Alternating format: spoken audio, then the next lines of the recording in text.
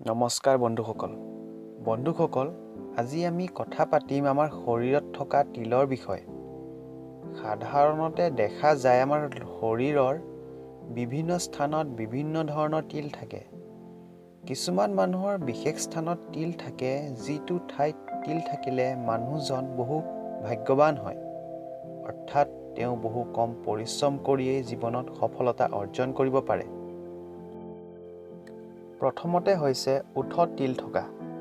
ওঠত তিল থাকিলে, বিশেষকৈ যদি ওপৰৰ ওঠত তিল থাকে, তেওঁৰ মন পৰিষ্কাৰ হয় আৰু খোৱা মেলাত চৌখিন হয়। যদি তলৰ ওঠত তিল থাকে তেন্তে সেইটো বেয়া বুলি কোৱা হয়। তেনে ব্যক্তিয়ে গোটেই জীৱন পৰিশ্ৰম কৰিও বিচৰা মতে ফল নাপায়। সোঁ হাতত তিল থাকিলে কোনোবা নহয় কোনোবা এদিনা জীৱনত ধন লাভ কৰিবই। ইয়াৰ পাছত হৈছে সোঁ চকু। সোঁ চকুত তিল থাকিলে সেইজন ব্যক্তিয়ে নিজৰ পাৰ্টনাৰ অৰ্থাৎ নিজৰ জীৱন সংগীক বহুত মৰম কৰে, জীৱনৰ সকলো সময়তে সদায় লগত থাকে। আৰু বাওঁ চকুত তিল থাকিলে তেনে ব্যক্তিক বিভিন্ন ধৰণৰ চিন্তাই আৱৰি থাকে।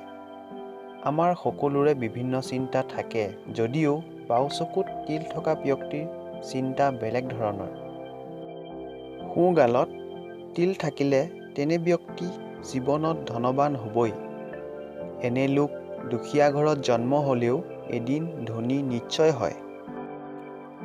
বাওঁ গালত তিল থাকিলে তেনে ব্যক্তি যিমানেই কষ্ট কৰক, তেওঁলোকে জীৱনত সফলতা অৰ্জন কৰিব নোৱাৰে। এনে লোকৰ হাতলৈ পইচা আহিলেও তেওঁলোকৰ হাতত বেছি সময় নাথাকে। কান্ধত যাৰ তিল থাকে তেনে ব্যক্তিয়ে কঠোৰ পৰিশ্ৰম কৰি সফলতা অৰ্জন কৰে। তেওঁলোক এদিন কৃতকাৰ্য হ'বই। সোঁ বাহুত যাৰ তিল থাকে তেওঁলোকে চাকৰি ব্যৱসায় সকলোতে মান যশ লাভ কৰে। বাওঁ বাহুত তিল থকা মানে তেওঁ বাহুবলী হোৱাটো সূচায় আৰু মহিলাৰ ক্ষেত্ৰত সদায় প্ৰথম সন্তান ল'ৰা হয়।